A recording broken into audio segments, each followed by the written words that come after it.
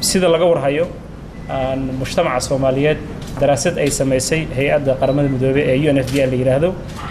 dhalinyarada Soomaaliyeed waa dalalka marka loo fiiriyo dhalinyarada ugu shaqo la'aanta ah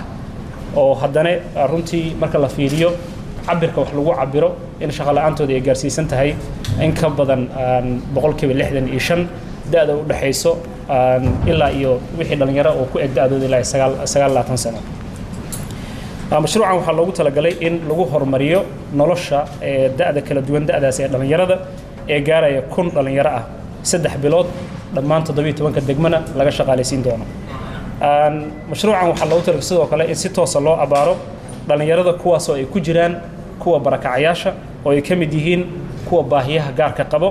iyo sidoo kale wuxuu fursad wanaagsan siin doonaa gabdhaha iyo wiilasha si siman shaqadan waxay la xiriirtaa waxyaabihii uu qabanaya gobolka Banaadir ee ku saabsanaa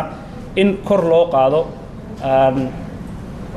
loo qaado nidaamka ama fursadaha loo abuurayo in magaalada ay noqoto magaalo dadkeeda ay shaqeynayaan si magaalada ay u noqoto magaalo bilic leh iyo magaalo rajo wanaagsan ay ka muuqato oo dadkoodana ay wadihiin dad wada shaqeynaya sidoo kalena magaalada ay noqoto magaalo saaxiib la noqota